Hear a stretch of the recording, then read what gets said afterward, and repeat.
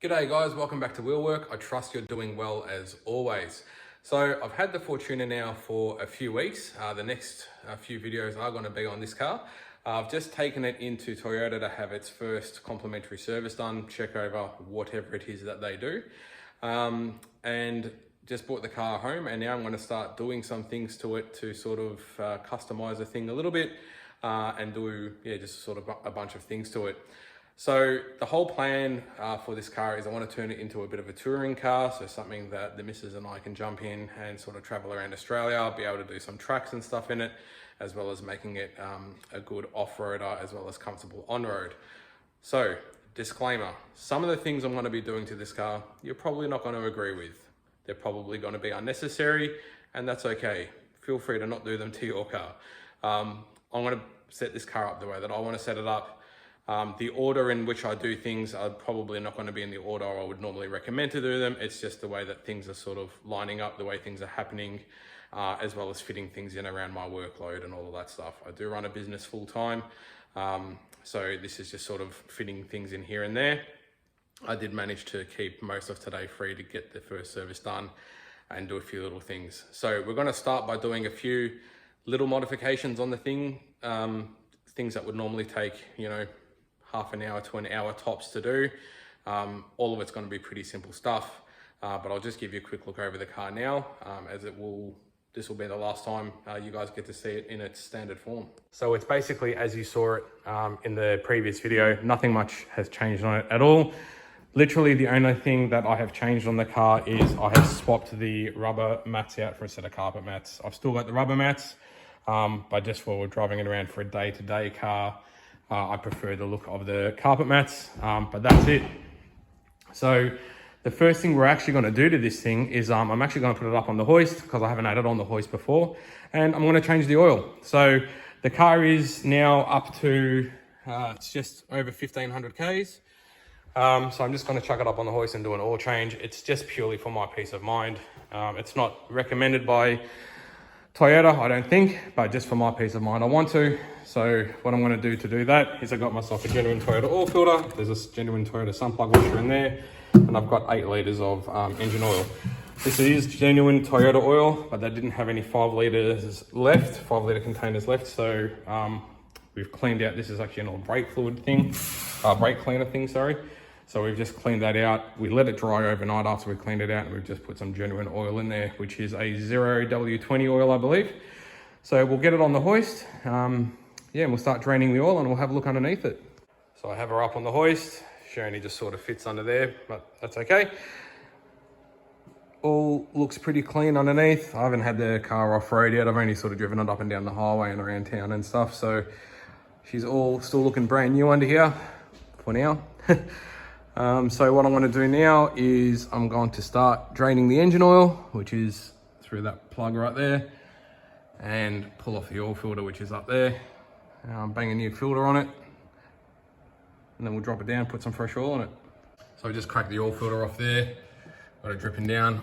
These things are really handy. They're a Ryco product, and you can just sort of shove them up in places, and they can guide oil into where you want them to go, so you don't make as much of a mess. Cracked the drain plug. Let's see if I can do this and record at the same time.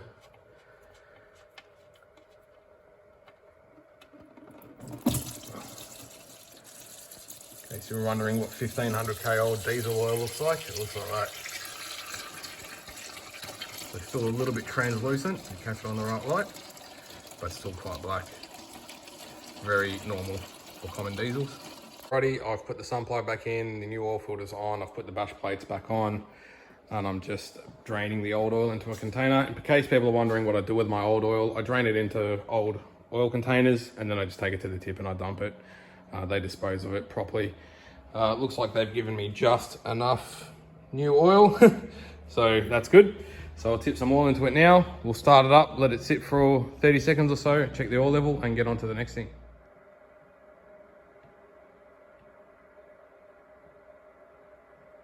The oil change is all done, so that's finished. I just went around and sort of topped up the washer bottle and checked tire pressures and stuff as well, so it's had like a little service.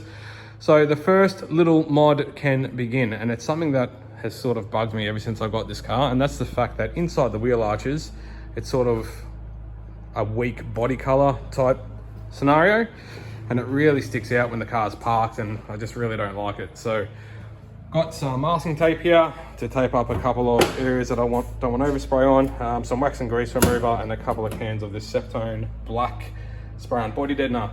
So gonna get to work taping up a few things, get it all prepped, and give it a squirt of black. All done. Much better. Nice and black.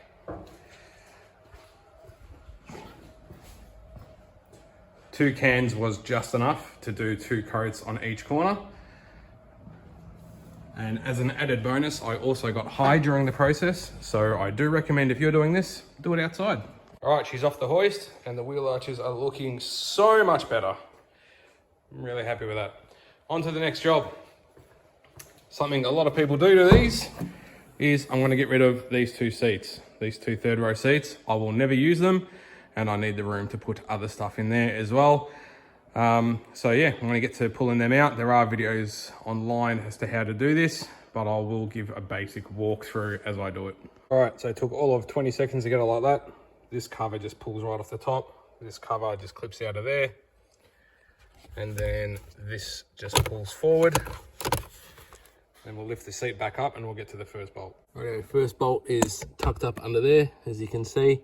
So you just get onto that with a 14mm ring spanner and pull him out. Okay, once you finish having an argument with that bolt, drop the seat back down. And you've got 2 more 14mm bolts. You've got one there and one there. Undo them, undo the electrical connector, and the seat comes out. And done. Now just repeat for the other side. All right, and that's done. So they're both out. Now, I will say this, in every state in Australia, the law is different, but in Victoria, you can't just legally remove seats from your car and it all be honky-dory. You do have to get the vehicle re-engineered as a 5-seater if you want the car to be legal. Having said that, the chances of you getting caught is extremely unlikely, and you would be very unfortunate if you were to get caught. But to get the car engineered, you can't just remove the seats. You also have to remove anything associated with those seats. So that basically means the seat belts as well.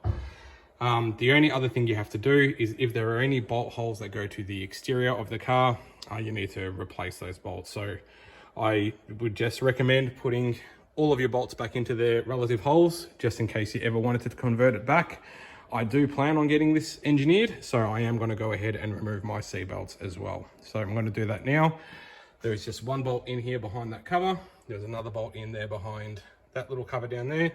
And then inside this trim, there is the seat belt retractor with a bolt holding that in. So we'll get to doing that now. Right, I've just pulled that trim back so you can see. There's a 14mm bolt that normally sits in there that I've removed that holds it in there. And then just behind this seat belt up here, there's another 10mm bolt hiding up there as well. Alrighty, so I'm chucking it all back together. And rather than have a big hole in the center of the seat, I bought these little trim covers to cover the hole. They're not great. I'm not sure which model of Fortune or whatever they're supposed to be for, but they are a slightly different color and they don't fit the best. There is a gap across the bottom, but it's better than having a big hole right in the middle of that trim there. So they will do for now, and I might look at getting some proper ones down the track, but for now it's good enough. All right, that's done and back together. And while I was at it, I also mounted a fire extinguisher in the back here. I actually had to Google what the hottest temperature fire extinguishers can be stored at, and it's actually 120 degrees. So yeah, that's good. And I just think fire extinguishers are always a handy thing to carry because you don't know what you're going to come across when you're on the road. So that's all done. On to the next job. Keeping on the topic of the interior, I want to go through and change all my interior lights to LED. So this is a very simple thing to do. Just get a little screwdriver up in the corner here, flick that one out, flick that one out, the cover pops off, and there's a little globe inside there. Push the tabs to the side, it drops out. Replace it with an LED. The LEDs I'm using for the rear light and the center are these two, and the front two little dome lights have little T10 style globes. I already had all of this stuff. I've actually got heaps of LED stuff here, so I'll go through and bang all these in. Alrighty, that one's in. Put the cover back on. Done. Nice and simple. Same story for the center light. It's also done. So now we'll go and do the front two. And they are all done. Much better. Talking about LED lights, I'm going to go ahead and change both of these number plate lights to LED as well. Alrighty, they're done and looking good. Sticking with the topic of LEDs, we're also going to change our reverse lights. For the reverse lights, I've got a product by Steady, which is these here. It's an LED conversion reverse light. So we'll bang them in. To do the reverse lights, you just got to undo these two 10mm bolts and then give the light a knock forward and the light will pop out. Once the light is out, you just rotate this guy anti-clockwise a quarter of a turn and it pops out, and then the globe comes out. That's the globe that came out. That's what's going in. Cool, they're done. A little bit of stuffing around to get the plug to sit behind the tail light and get the tail light to sit flush, but got there in the end. And man, they are bright.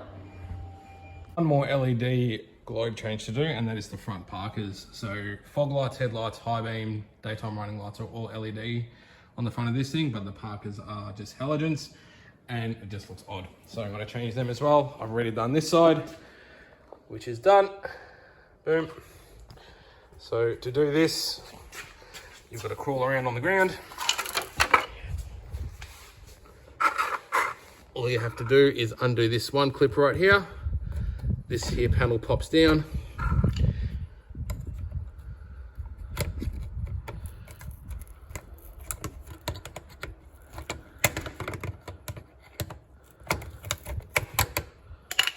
Pretty hard to do it with one hand.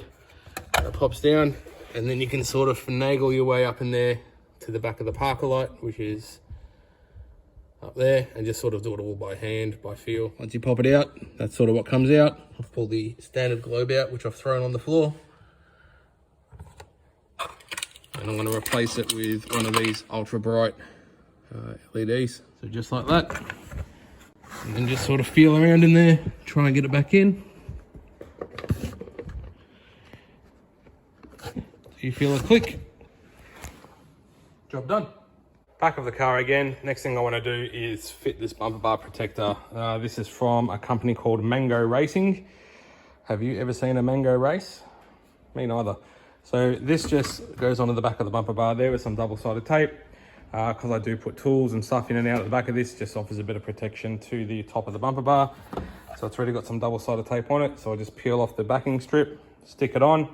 I've already given that a wipe down with some cleaner, and that's another one done. So I'll do that now. Easy. Just like that. Next little thing I've done is I've put some personalized plates on it. They are just an abbreviation of my business name, so nothing too special. Speaking of business name, I'm gonna chuck a couple of my business stickers on it. Rightio, that's done. Big one on the back, little one on the front. Alrighty, the next thing I'm going to try and do is try and remove this Fortuna badge off this chrome garnish here. It looks like it's just stuck on with double-sided tape. So I'm going to try a combination of a couple of different things just to try and remove that. I've never been a big fan of badges, and I just think that's going to give the back of the car a bit of a cleaner look. So I'll try to do that now. Righto, another little job done. Ended up just using this little trim removal tool here, just sort of got in behind the badge and just flicked them off. And then I just cleaned up the residual glue tape with a bit of wax and grease remover. And now my garage says Fortuna as well.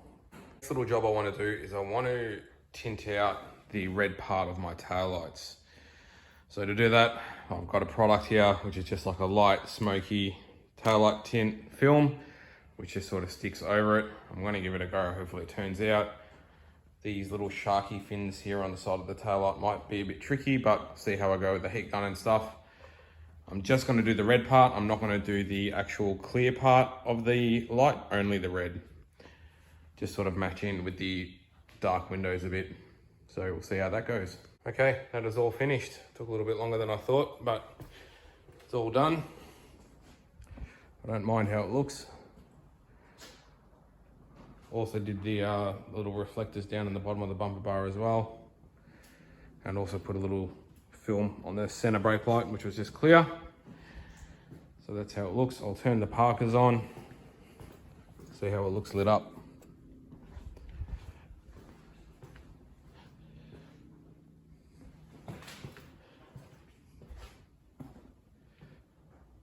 Cool, happy with that. Actually looks a lot better than I thought it was going to. Well, that's a wrap, guys. I'm going to call it there for today. It's been a pretty productive day, but it is getting a bit late. So everything that we did today, I was able to get done in a day, including taking the car to the dealership to get the first service done through them, and got them to check a couple of little things on the car while it was there. So all in all, everything that we've done took around 5 hours. So I think that's enough for today. So I'll just give you a quick recap on what we've covered. As always, guys, thanks heaps for watching. If you like what you see, please remember to like and subscribe. Join us in the next video where we do some more stuff on this thing. It's going to be a bit of a bigger job. Also something probably a bit pointless to you guys, but it's something that I want to do. So yeah, I won't tell you what it is just yet. You'll just have to tune in next time to find out. So yeah, thanks again, guys. Really appreciate it.